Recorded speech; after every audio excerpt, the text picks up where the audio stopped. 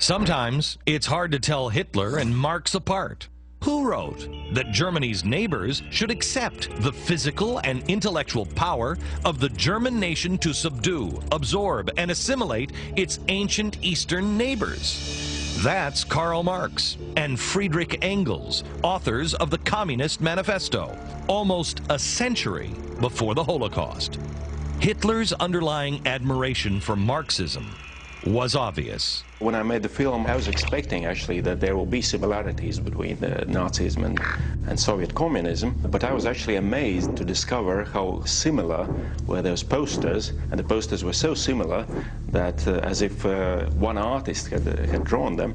Of course, I think it is because they were both, their ideologies were very similar, and their expression, therefore, was very similar as well. In Mein Kampf, Hitler writes about the Nazi Party flag, which is this big red flag with a white disc in the middle and the swastika in the center. Hitler explains it quite clearly in Mein Kampf that the red, the big sea of red that the swastika was in, was intended to attract socialists to his movement. But the red flag was the emblem of the communists. It's the reason why we call them the Reds. But it went deeper than similar ideology and imagery.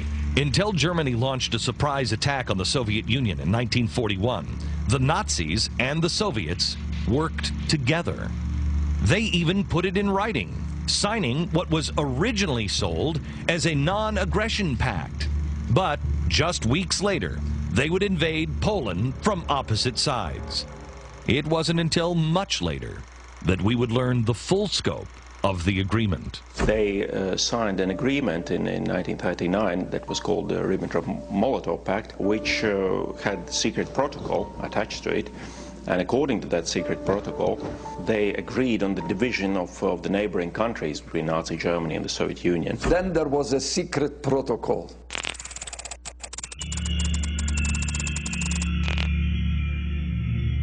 Which essentially divided Europe into two spheres of influence between Hitler and Stalin. After all, it was not so difficult for them. Both of them were totalitarian regimes. They understood each other.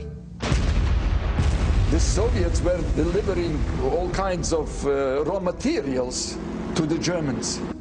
It was not just theoretical friendship.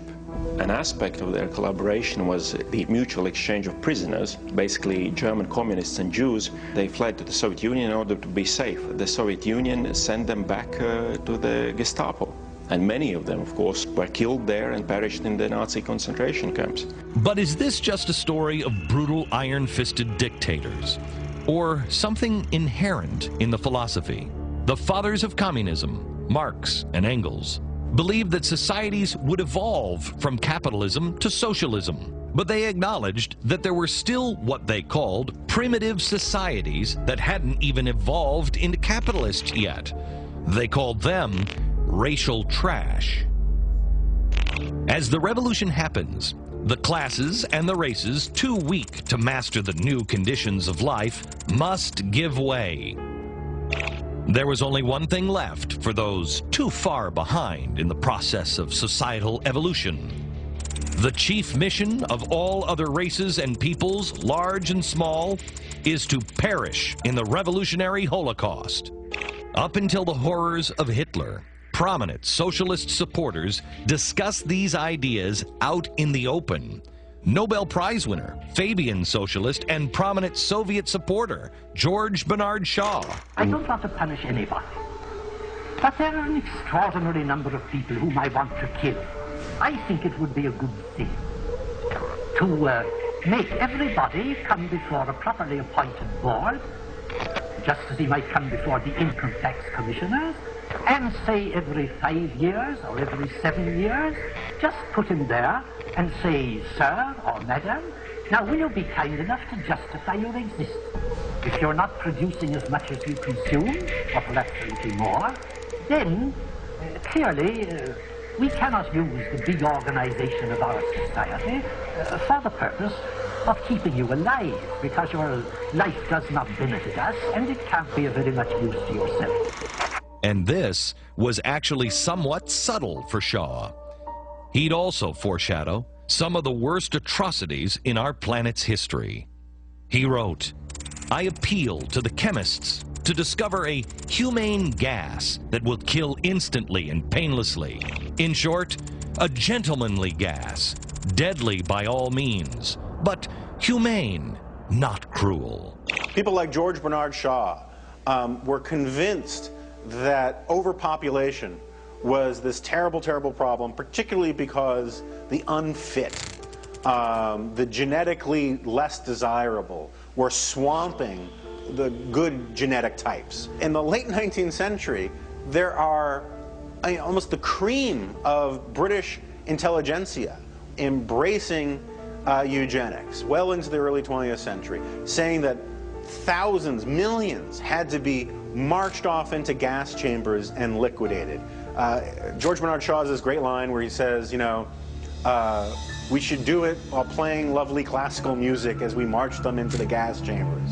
The idea, a lot of people seem to think that this concept of the gas chamber as a tool of social policy was invented by the Nazis. It wasn't. It was, you know, and I mean this in the most disgusting, evil way, it was perfected by the Nazis. But this idea of using things like gas chambers to kill off millions of people so that the rest of the good guys could prosper and move to the sunny uplands of history was immensely popular. All of these systems are based on the idea that we know better. If the little people get in the way of our plan, well, first we'll go around them, and then we'll destroy them. This arrogance always ends exactly the same way. One of history's worst examples, the genocide you've never heard of. Next.